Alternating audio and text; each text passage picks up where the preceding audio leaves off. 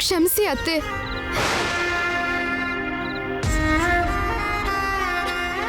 ನನ್ನಿಂದ ನಿಮ್ಗೆ ಇಷ್ಟು ನೋವು ಆಯ್ತು. ನನ್ನಿಂದ ನೀವು ನೊಂದ್ಕೊಂಡು ಹೀಗೆ ನಿಮ್ಮ ಆರೋಗ್ಯ ಹಾಳು ಮಾಡ್ಕೋಬಾರ್ದು.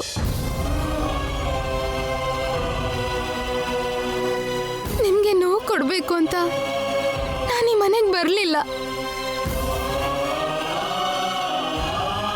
ನಿಮ್ಗೆ ನೋವು ಕೊಟ್ಟು ನಾನಿಲ್ಲಿರಲ್ಲ. ಹೊರಟೋಗ್ತೀನಿ. ಇಲ್ಲಿಂದ ಹೊರಗಡೆ ಹೋಗ್ತೀನಿ. ಈ ರೂಮಿಂದ ಅಷ್ಟೇ ಅಲ್ಲ, ಈ ಮನೆಯಿಂದಲೇ ಹೊರಟು ಹೋಗು.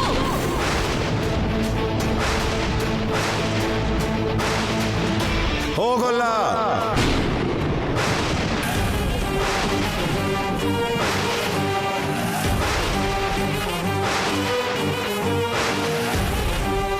ಶ್ಯಾಮ ಈ ಮನೆಯನ್ನು ಬಿಟ್ಟು ಎಲ್ಲಿಗೂ ಹೋಗಲ್ಲ.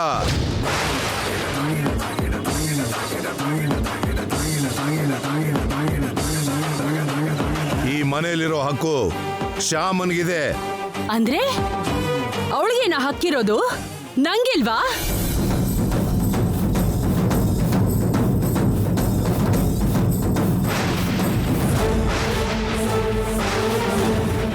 ನನ್ ಮಗನ್ ವಿಷಯದಲ್ಲಿ ನಂಗೆ ಯಾವ ರೀತಿ ಹಕ್ಕು ಇಲ್ವಾ?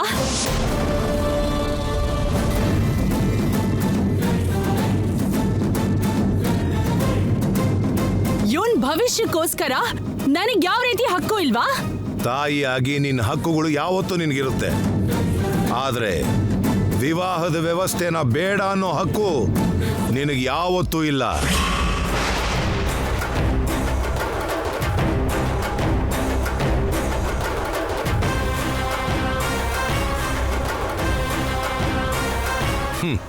ವೇದ ಮಂತ್ರಗಳ ಮಧ್ಯೆ, ಮಂಗಳವಾದ್ಯಗಳ ಮಧ್ಯೆ ಶ್ಯಾಮ ಕುತ್ತಿಗೆಗೆ ಅಖಿಲ್ ತಾಳಿ ಕಟ್ಟಿದ ಮೇಲೆ ಯಾರು ಒಪ್ಕೊಂಡ್ರು ಬಿಟ್ರು ಅದು ಮದುವೆ ಅನ್ಸ್ಕೊಳ್ಳುತ್ತೆ.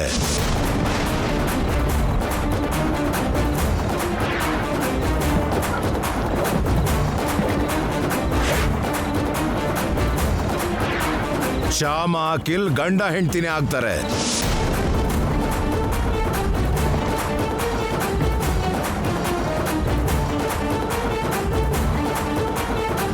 ಶ್ಯಾಮ ಈ ಮನೆ ಸೊಸೆನೇ ಆಗ್ತಾಳೆ.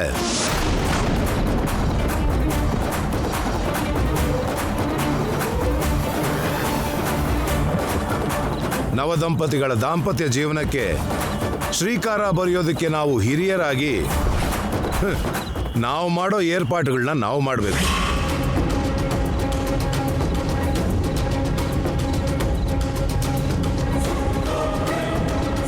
ಇಲ್ಲದೆ ಹೋದ್ರೆ ವಿವಾಹದ ವ್ಯವಸ್ಥೆಗೆ ನಾವು ಅಗೌರವ ತೋರಿಸ್ದಾಗುತ್ತೆ.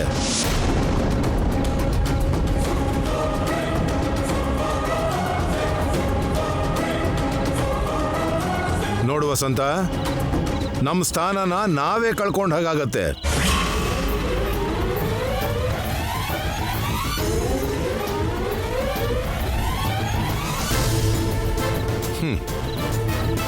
ಅದಕ್ಕೆ ಈ ವ್ಯವಸ್ಥೆ ಮಾಡಿ ನನ್ನ ಹಿರಿತನನ ನಾನು ಕಾಪಾಡ್ಕೊಂಡಿದ್ದೀನಿ.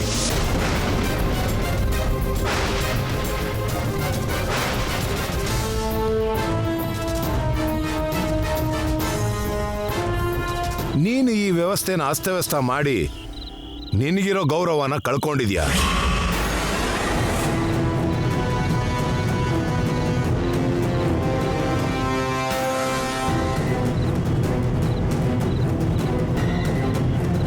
ತಪ್ಪು ವಸಂತ, ನೀನು ಮಾಡಿರೋದು ತುಂಬಾ ದೊಡ್ಡ ತಪ್ಪು.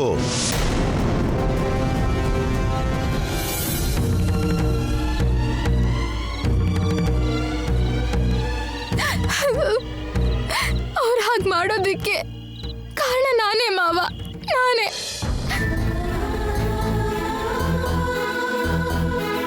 ಬೇಡ ಮಾವ, ದಯವಿಟ್ಟು ಅತ್ತೆಗೆ ಏನು ಹೇಳಬೇಡಿ.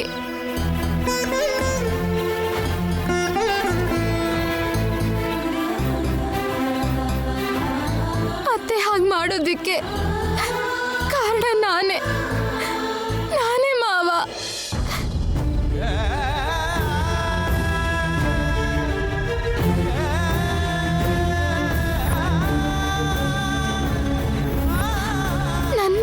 ಕೋಪಕ್ಕೆ ಅವ್ರು ಹೀಗೆ ಮಾಡಿದರೆ ಬಿಟ್ರೆ ಇದರಲ್ಲಿ ಅತ್ತೆ ತಪ್ಪೇನೂ ಇಲ್ಲ.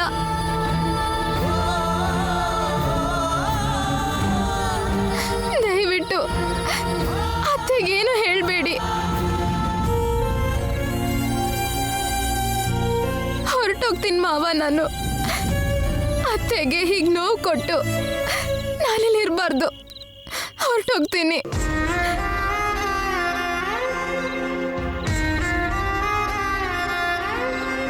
ಈ ಮನೆಯಿಂದ ಶಾಶ್ವತವಾಗಿ ಹೊರಟು ಹೋಗೋದಿಕ್ಕೆ ನಂಗೆ ಅನುಮತಿ ಕೊಡಿ.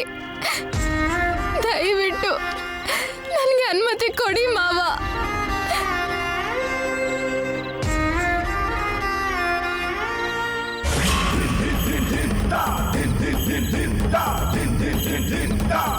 ಏನೇ ಏನೇ ನಿಂಗೆ ಅನುಮತಿ ಕೊಡೋದು?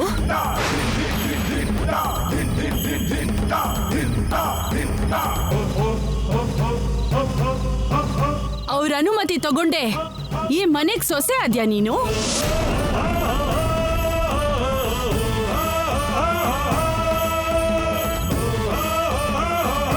ನನ್ನ ಅನುಮತಿ ತಗೊಂಡೆ ಈ ಶೋಭನದ ರೂಮಿಗೆ ಬಂದ್ಯಾ ನೀನು?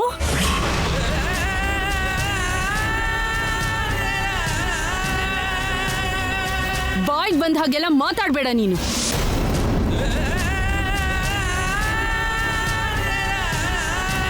ನೀನ್ ನಿಜವಾಗ್ಲೂ ಹೋಗ್ಬೇಕು ಅನ್ಕೊಂಡಿದ್ರೆ ಹೋಗು, ಹೊರಟೋಗು.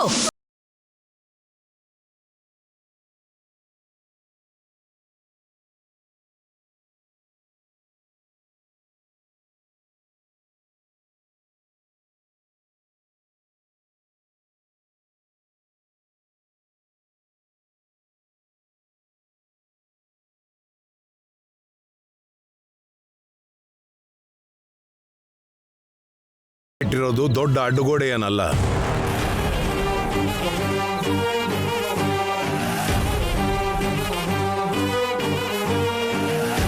ಪ್ರವಾಹನ ತಡೆಯೋ ಅಣೆಕಟ್ಟು ಅಲ್ಲ.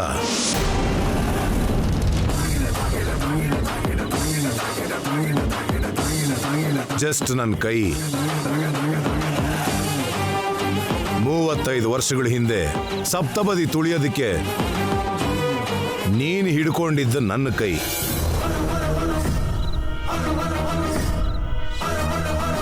ಹೊಸ ಸೊಸೆಯಾಗಿ ಈ ಮನೆ ಒಳಗೆ ಕಾಲಿಟ್ಟಾಗ ನೀನು ಹಿಡ್ಕೊಂಡಿದ್ದ ಈ ಕೈ.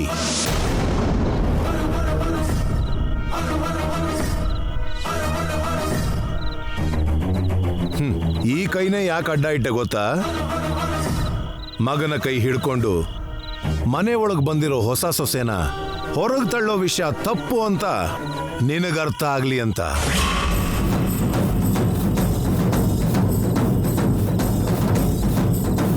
ಹೊಸ ಸೊಸೆಯಾಗಿ ನಿನ್ನನ್ನು ನಮ್ಮಮ್ಮ ಹೇಗೆ ಸ್ವಾಗತ ಮಾಡಿದ್ಲೋ ಹಾಗೆ ನೀನು ಶ್ಯಾಮನ ಸ್ವಾಗತ ಮಾಡಬೇಕು ಅನ್ನೋ ವಿಷಯ ನಿನಗೆ ಅರ್ಥ ಆಗ್ಲಿ ಅನ್ನೋದಕ್ಕೆ.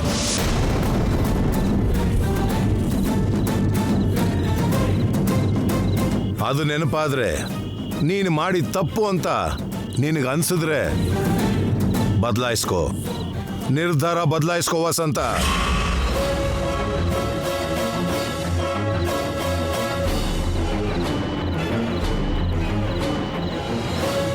ಬದಲಾಯಿಸ್ತೀನಿ. ನನ್ನ ನಿರ್ಧಾರನ ಬದಲಾಯಿಸ್ತೀನಿ.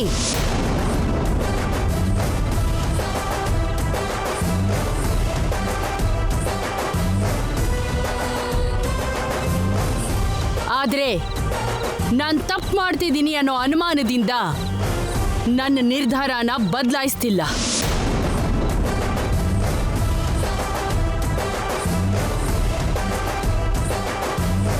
ನಾನ್ ಮಾಡ್ತಿರೋದು ಕರೆಕ್ಟ್ ಅನ್ನೋ ವಿಷಯ, ಅವಳಿ ಮನೆ ಸೊಸೆ ಆಗೋಕೆ ಯೋಗ್ಯಳಲ್ಲ ಅನ್ನೋ ವಿಷಯ ನಿಮ್ಗೂ ಕೂಡ ಗೊತ್ತಾಗ್ಲಿ ಅಂತ ಈಗ ಸದ್ಯಕ್ಕೆ ನನ್ನ ನಿರ್ಧಾರನ ಬದಲಾಯಿಸ್ತಿದ್ದೀನಿ.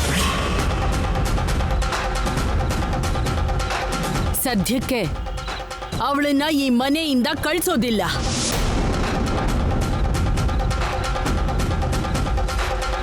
ಆದ್ರೆ ಅವಳು ಈ ಮನೆಯಲ್ಲಿ ಇರಬೇಕು ಅನ್ನೋದಾದ್ರೆ ನಂದೊಂದು ಕಂಡೀಷನ್.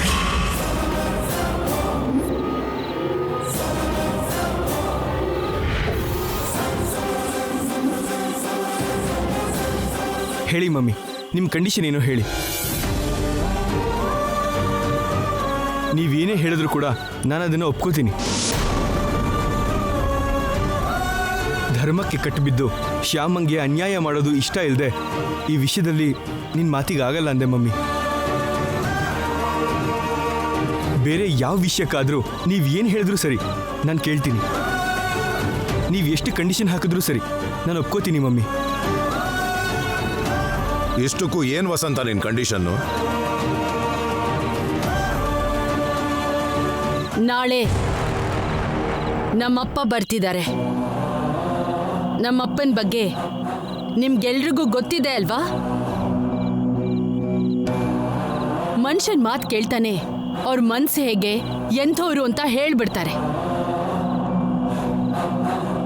ಮನುಷ್ಯನ ಮುಖ ನೋಡಿ ಅವ್ರ ಜಾತಕನೇ ಹೇಳ್ತಾರೆ.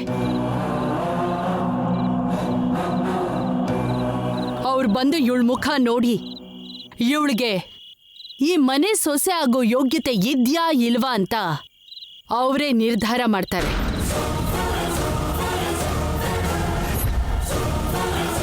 ಅವ್ರ ನಿರ್ಧಾರನ ಎಲ್ರೂ ಗೌರವಿಸ್ಬೇಕು. ಹಾಗೆ ಆಗಲಿ ಮಮ್ಮಿ.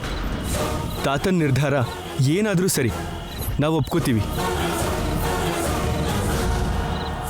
ಇನ್ನೊಂದು ಕಂಡೀಷನ್ನು.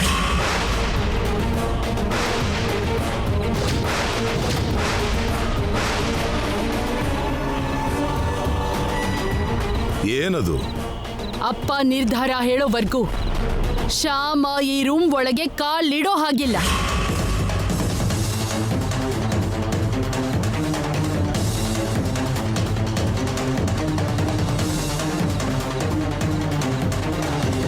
ಈ ರೂಮಿಂದ ಹೊರಗೆ ಅಲ್ಲೇ ಚಾಪೆ ಹಾಸ್ಕೊಂಡು ಮಲ್ಗಬೇಕು.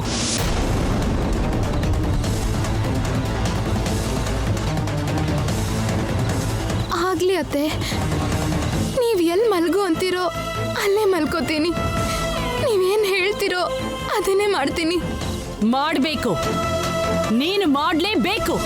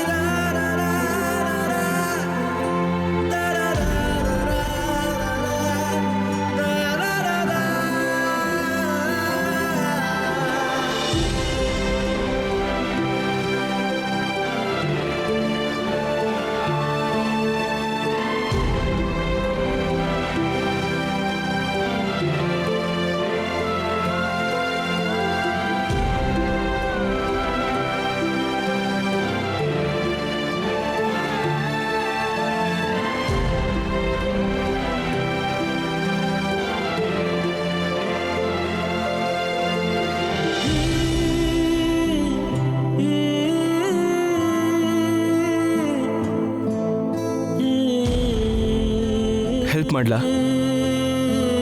ಏನಂದ್ರಿ? ಅದೇ ಸಹಾಯ ಮಾಡ್ಲಾ ಅಂತ ಕೇಳ್ತಿದ್ದೀನಿ. ಇರು. ಅಯ್ಯೋ ಬೇಡ ರೀ, ಇಂಥ ಕೆಲಸ ಎಲ್ಲ ಹೆಣ್ಮಕ್ಳು ಮಾಡೋದು.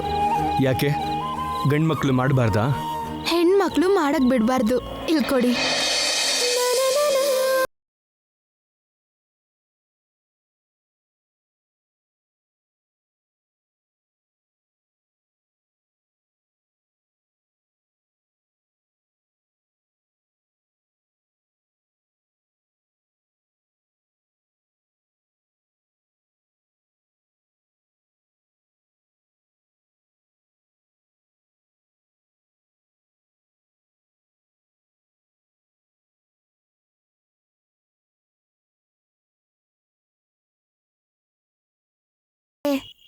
ನನ್ಗೂ ಅಮ್ಮನ ತರಾನೇ. ಅಮ್ಮನ್ ಕೋಪ ಬಂದು ಬೈದ್ರಲ್ಲ ಅಂತ ಅಮ್ಮನ ಮೇಲೆ ಕೋಪ ಮಾಡ್ಕೋಬಾರ್ದಲ್ವಾ? ಅಮ್ಮ ಆಡಿದ ಮಾತುಗಳಿಗೆ ನಿನಗೆ ನೋವು ಆಗ್ತಾ ಇಲ್ವಾ? ಎಲ್ಲ ಬಂಧದಲ್ಲೂ ನೋವಿದ್ದೇ ಇರತ್ತೆ. ನಮ್ಮ ಮಧ್ಯೆ ಇರೋ ಬಂಧದ ಬಗ್ಗೆ ಪಾಪ ಅತ್ತೆಗೆ ಭಯ ಆಗಿ ನೊಂದ್ಕೋತಿದ್ದಾರೆ. ಅವ್ರು ಭಯ ಪಡ್ತಿರೋ ಹಾಗೆ ನೊಂದ್ಕೋತಿರೋ ಹಾಗೆ ನಮ್ಮಿಬ್ರ ಮಧ್ಯೆ ಅಂತ ಬಂಧ ಇಲ್ಲ ಅಂತ ಪಾಪ ಅವರಿಗೆ ಗೊತ್ತಿಲ್ವಲ್ಲ. ನಿಜಾನೇ ಶ್ಯಾಮ, ನಾನು ಕೂಡ ಮನ್ಸಲ್ಲಿ ಅದನ್ನೇ ಅಂದ್ಕೊಳ್ತಿದ್ದೆ. ಗ್ರಹಣ ಕಾಲ ಎಷ್ಟೊತ್ತು ಗೊತ್ತಿಲ್ಲದೆ ಇದ್ರೂ ಗ್ರಹಣ ಬಿಡುತ್ತೆ ಅಂತ ಖಚಿತವಾಗಿ ಹೇಳ್ಬೋದು. ನನ್ನ ನಂಬು, ಖಂಡಿತ ಗ್ರಹಣ ದೂರ ಆಗತ್ತೆ. ನಮ್ದೇ ಇರೋಕ್ ಹೇಗ್ ಸಾಧ್ಯ? ನೀವು ನನ್ಗೆ ಆ ಕೃಷ್ಣ ಕೊಟ್ಟಿರೋ ವರ, ಆ ವರನ ಯಾರಾದ್ರೂ ಅನುಮಾನಿಸ್ತಾರಾ?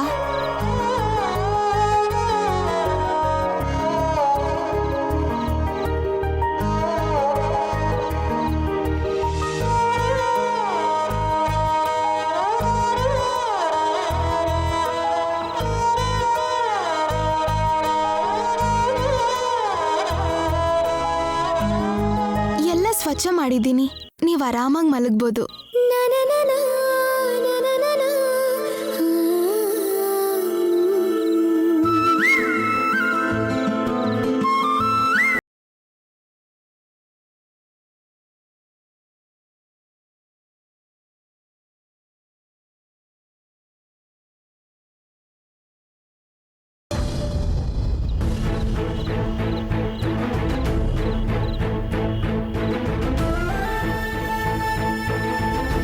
ಯಾಕಷ್ಟು ಸೀರಿಯಸ್ ಆಗಿದ್ದೀರಾ? ನನ್ನ ಮೇಲೆ ಕೋಪನಾ? ಕೋಪ ಮನುಷ್ಯರ ಮೇಲೆ ಅಲ್ಲ ವಸಂತ, ಆ ಮನುಷ್ಯರು ಮಾಡೋ ಕೆಲಸದ ಮೇಲೆ. ನಿನಗಿಷ್ಟ ಇಲ್ಲದೆ ಇರೋದು ನಡೆದಿದೆ ಅಂತ ನಡೆದಿದ್ದನ್ನ ಬೇಡ ಅಂತಿದ್ಯಾ ನೀನು. ನಡೆದಿರೋದು ದೈವ ನಿರ್ಣಯ ಅನ್ಕೊಂಡು ಶ್ಯಾಮನ ಬೇಕು ಅನ್ಕೊಂತಿದೀವಿ ನಾವು.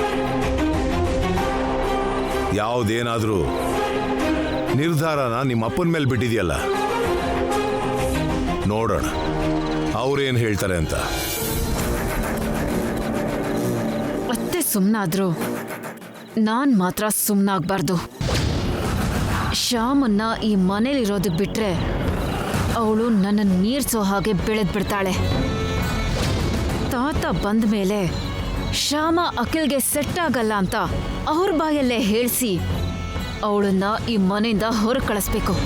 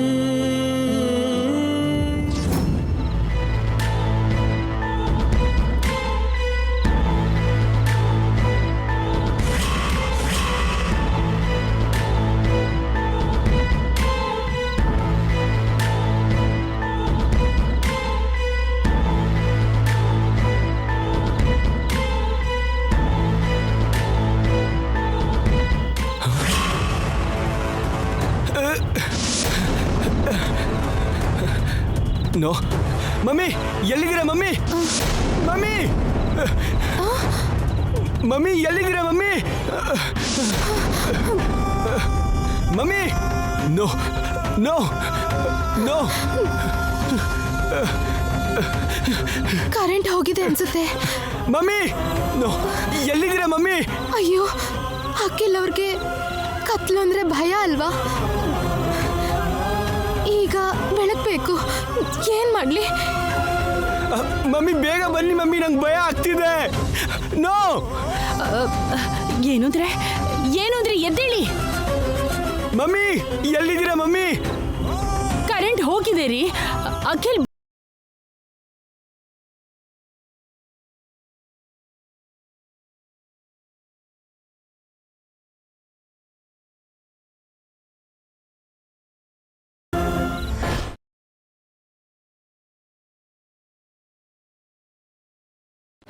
ಕೃಷ್ಣನ್ ಹತ್ರ ದೀಪ ಇದೆಯಲ್ಲ,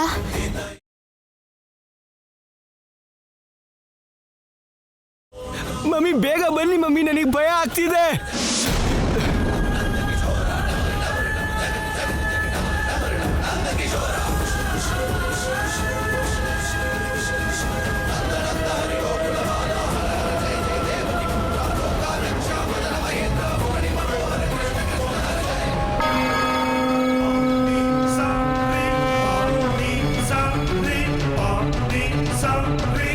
ಮಮ್ಮಿ ಬನ್ನಿ ಮಮ್ಮಿ, ಕತ್ಲು ಮಮ್ಮಿ.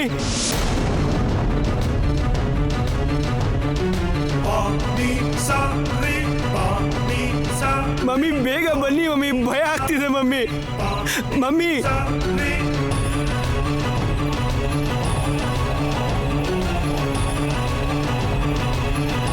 ಏನ್ ಐಶ್ವರ್ಯ ಇದು? ಮನೇಲಿ 24 ಗಂಟೆನೂ ಪವರ್ ಇರ್ಬೇಕು ಅಂತ ಜನರೇಟರ್ ಹಾಕ್ಸಿದೀವಲ್ಲ.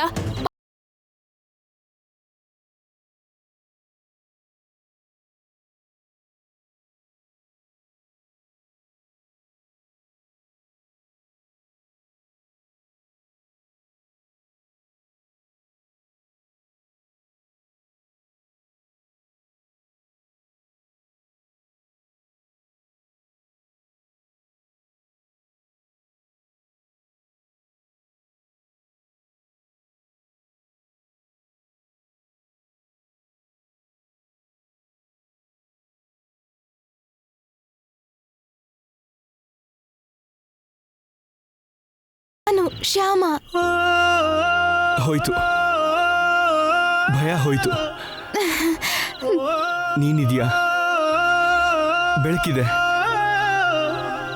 ಇನ್ ಭಯ ಯಾಕೆ?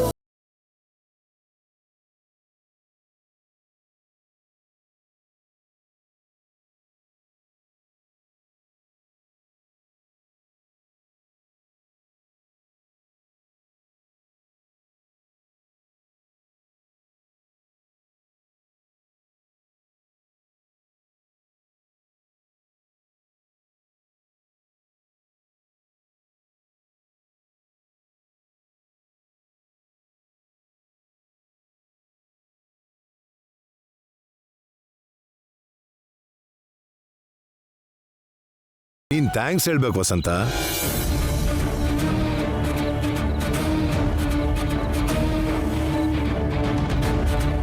ಫ್ಯಾನ್ ಗಾಳಿಗೆ ದೀಪ ಆರು ಹೋಗುತ್ತೆ, ತಗೊಂಡು ಹೋಗು.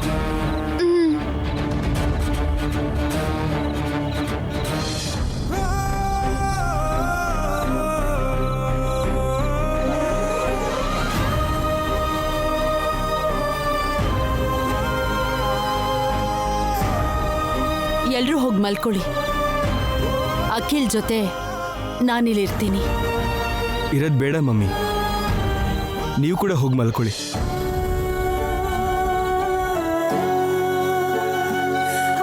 ಈಗಾಗಲೇ ಪಾಪ ನನ್ನಿಂದ ನಿಮ್ಗೆಲ್ಲ ನಿದ್ರೆ ಹಾಳಾಯ್ತು. ಎಲ್ರೂ ಹೋಗಿ ಮಲ್ಕೊಳ್ಳಿ.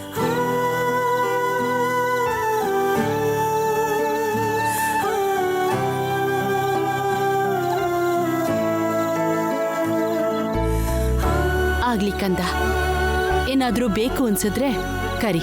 ಸರಿ mummy, thank you mummy.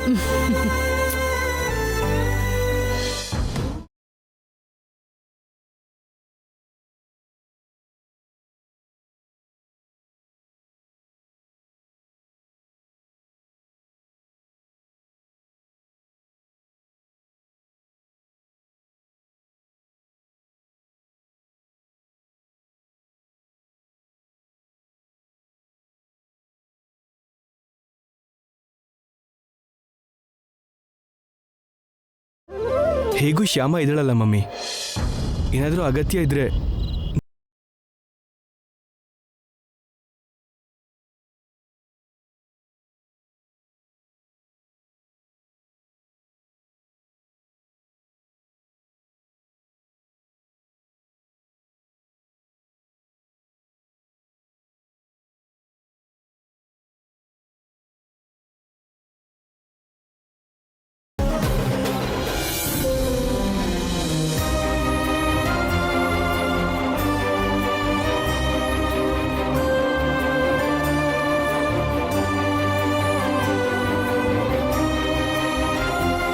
Krishna, ಇಷ್ಟು ಒಳ್ಳೆ ಮನುಷ್ಯಂಗೆ ಕತ್ಲು ಅಂದ್ರೆ ಭಯ ಯಾಕೋ?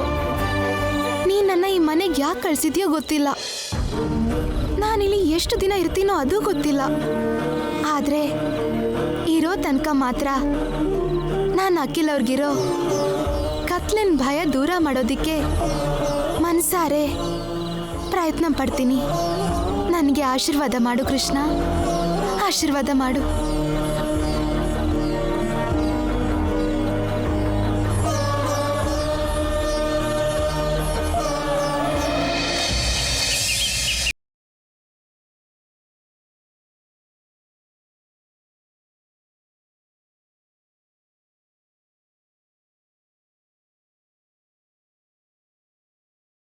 ಕಳ್ಸಾಯ್ತು ಡ್ಯಾಡಿ.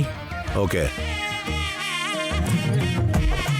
ನಾಳೆ ಅವ್ರ ಜೊತೆ ಮೀಟಿಂಗ್ ಕೂಡ ಫಿಕ್ಸ್ ಆಯ್ತು ಡ್ಯಾಡಿ. ಹೌದಾ? ಅವ್ರ ಜೊತೆ ಮೀಟಿಂಗಾ? ಅಂದ್ರೆ ಮತ್ತೆ ಆ ಮೀಟಿಂಗಲ್ಲಿ ಅಖಿಲು ಇರ್ಬೇಕಲ್ಲ? ಹೌದು ಡ್ಯಾಡಿ. ನಾನು ಮೀಟಿಂಗಿಗೆ ಹೋಗ್ತೀನಿ ಡ್ಯಾಡಿ. ಎಲ್ಲಿಗೆ ಹೋಗೋದು?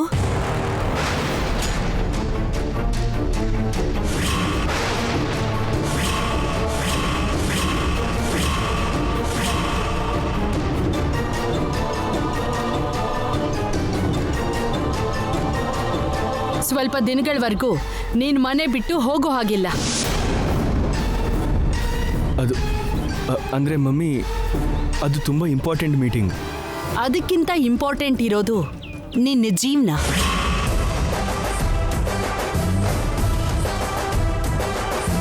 ನಿನ್ ಜೀವನ ಹೇಗಿರ್ಬೇಕು ಅನ್ನೋದನ್ನ ನಿನ್ ತಾತ ನಿರ್ಧಾರ ಮಾಡ್ತಾರೆ. ಅವರು ಬಂದ ದಿನದಿಂದ ವಾಪಸ್ ಹೋಗೋವರೆಗೂ ನೀನು ಮನೆ ಬಿಟ್ಟು ಹೋಗಬಾರ್ದು. ಈ ಮನೇಲಿ ಹುಟ್ಕೊಂಡಿರೋ ಸಮಸ್ಯೆಗೆ ನಿಮ್ ತಾತನೇ ಪರಿಹಾರ ತಿಳಿಸ್ತಾರೆ.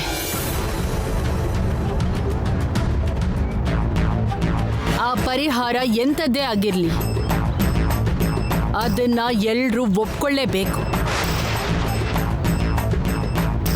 ಮುಖ್ಯವಾಗಿ ನೀನ್ ಅದನ್ನ ಒಪ್ಕೋಬೇಕು.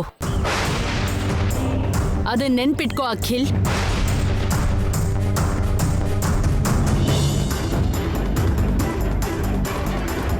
ಹೌದಪ್ಪ, ಅವ್ರ ನಿರ್ಧಾರನ ಒಪ್ಕೊಳ್ಳೇಬೇಕು. ಅವರು ಭೂತ ಭವಿಷ್ಯ ವರ್ತಮಾನ ಕಾಲನ ನೋಡುವಂತ ಮಹಾಜ್ಞಾನಿ.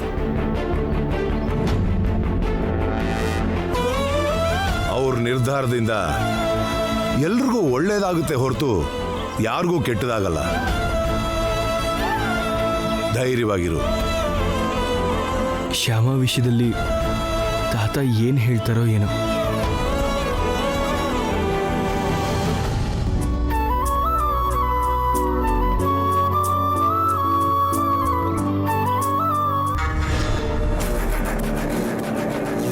ಏನು ಅಖಿಲ್ ಡ್ರೆಸ್ನ ಅಯನ್ ಮಾಡ್ತಿದ್ಯಾ?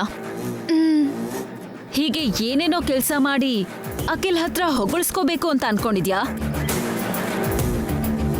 ಅಖಿಲ್ ಅನಿವಾರ್ಯದ ಪರಿಸ್ಥಿತಿಯಲ್ಲಿ ನಿನ್ನ ಮದುವೆ ಆಗಿದ್ದಾನೆ. ಹಾಗೆ ಅನಿವಾರ್ಯದ ಪರಿಸ್ಥಿತಿಯಲ್ಲಿ ನಿನ್ನನ್ನ ಅವನ ಜೀವನದಿಂದ ದೂರ ಕಳಿಸ್ತಾನೆ. ಅದನ್ನ ನೆನಪಿಟ್ಕೋ. ಗಂಟು ಮೂಟೆ ಕಟ್ಕೊಂಡು ರೆಡಿಯಾಗಿರೋ.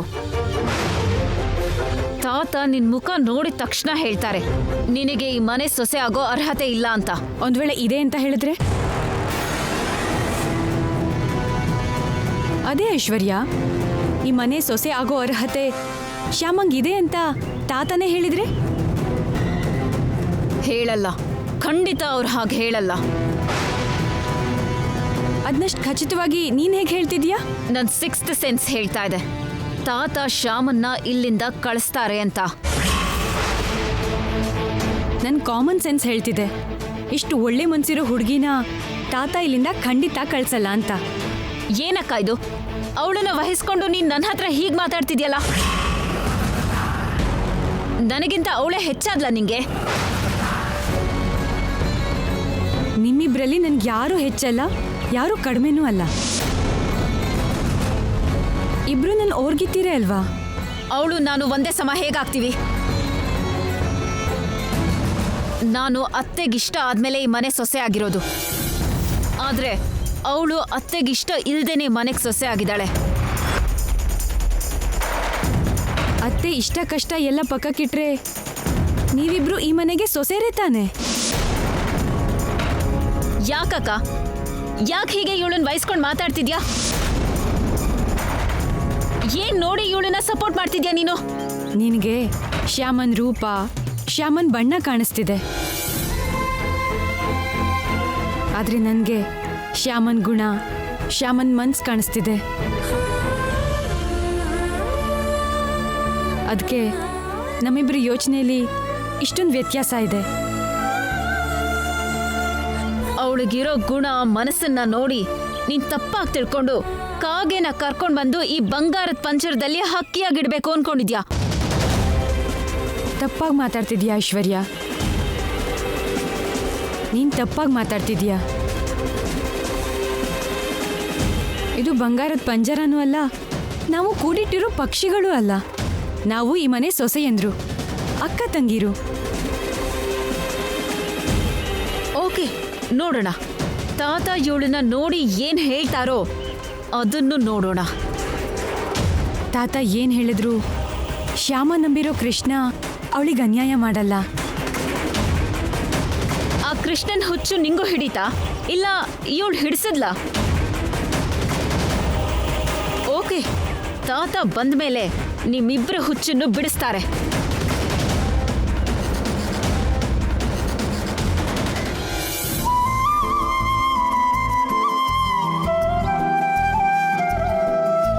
ಅಕ್ಕ, ತಾತ ನನ್ನನ್ನು ನೋಡಿ ಏನಂತಾರೋ? ನೀನೇನು ಭಯ ಪಡಬೇಡ ಶ್ಯಾಮ, ಅವರು ತುಂಬ ಒಳ್ಳೆಯವರು, ಎಲ್ರಿಗೂ ಒಳ್ಳೇದನ್ನೇ ಮಾಡಬೇಕು ಅಂದ್ಕೊಳ್ಳೋರು. ಆದರೆ ಸಮಸ್ಯೆ ಏನಂದ್ರೆ ಅವ್ರಿಗೆ ಸ್ವಲ್ಪ ಕೋಪ ಹೆಚ್ಚು. ಅವ್ರ ಮಾತಿಗೆ ಯಾರೂ ಎದುರು ಮಾತಾಡಬಾರ್ದು. ಅವ್ರು ಏನು ಹೇಳಿದ್ರು ಆಗಲ್ಲ ಅಂದೆ ಹೇಳಿದ್ದನ್ನ ಹೇಳ್ದ ಹಾಗೆ ಮಾಡಬೇಕು ಅಷ್ಟೇ, ಸರಿನಾ?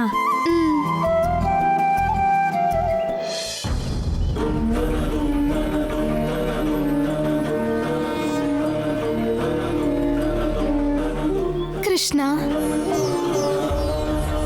ಅವ್ರು ಹೇಳಿದ್ದೆಲ್ಲ ನನಗೆ ಮಾಡೋಕ್ಕಾಗತ್ತಾ ಅಂತ ಭಯ ಆಗ್ತಿದೆ ಕೃಷ್ಣ. ಈ ಕಷ್ಟದಿಂದ ನೀನೇ ನನ್ನ ಕಾಪಾಡಬೇಕು.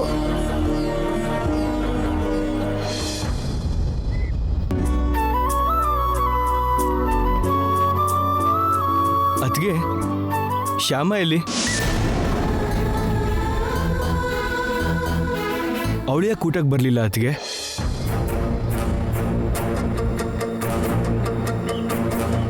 ಯಾಕೆ ಮಾತಾಡ್ತಿಲ್ಲ ಅತ್ತಿಗೆ? ಅವಳು ಯಾಕೆ ಊಟಕ್ಕೆ ಬಂದಿಲ್ಲ? ಬರಲ್ಲ. ಹೌದು, ಅವಳು ಬರಲ್ಲ. ನಾನೇ ಬರಬೇಡ ಅಂತ ಹೇಳಿದ್ದೀನಿ. ನಿಮ್ ತಾತ ಬಂದು ಶ್ಯಾಮ ವಿಷಯದಲ್ಲಿ ನಿರ್ಧಾರ ಹೇಳೋವರೆಗೂ ಅವಳು ಎಲ್ಲಿ ಇರ್ಬೇಕೋ ಅಲ್ಲಿದ್ರೇನೆ ತುಂಬಾ ಒಳ್ಳೇದು.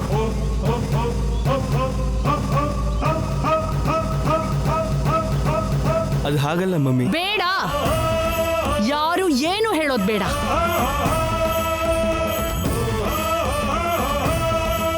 ನಿಮ್ ತಾತ ಬರೋವರೆಗೂ ಆ ಹುಡುಗಿ ವಿಷಯದಲ್ಲಿ ನಾನು ಏನೇ ನಿರ್ಧಾರ ತಗೊಂಡ್ರು ನೀವೆಲ್ರೂ ಅದನ್ನ ಒಪ್ಕೊಳ್ಳೇಬೇಕು.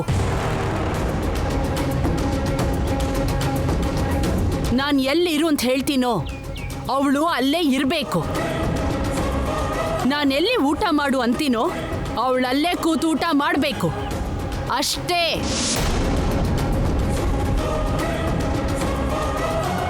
ಬೋರಮ್ಮ, ತಟ್ಟೆಲಿ ಎಲ್ಲ ಬಡಿಸ್ಕೊಂಡು ಅವಳಿರೋ ರೂಮಿಗೆ ತಗೊಂಡು ಹೋಗ್ಕೊಡು.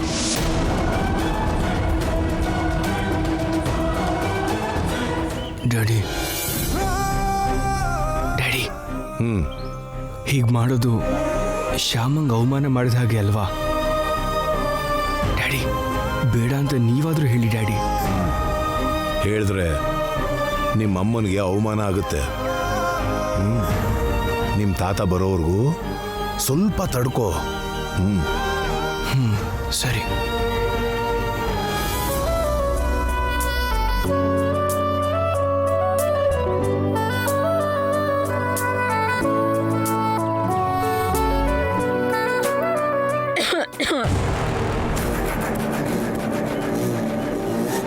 ಏನು ತಿನ್ನಕ್ ಶುರು ಮಾಡ್ತಿದ್ಯಾ?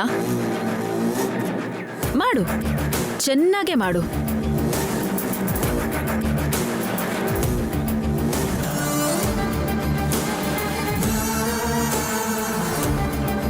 ಜೀವನದಲ್ಲಿ ಯಾವತ್ತೂ ಇಷ್ಟು ಒಳ್ಳೆ ಫುಡ್ನ ತಿಂದಿರಲ್ಲ ನೀನು. ತಿನ್ನು. ನಿನ್ ಮುಖಕ್ಕೆ ಇಷ್ಟು ಒಳ್ಳೆ ಫುಡ್ ಮತ್ತೆ ಎಲ್ಲೂ ಸಿಗಲ್ಲ. ಹೊಟ್ಟೆ ತುಂಬಾ ತಿನ್ನು. ತಾತ ಬರೋವರೆಗೂ ಮಾತ್ರ ನಿನಗೆ ಈ ಫುಡ್ ಫೆಸ್ಟಿವಲ್.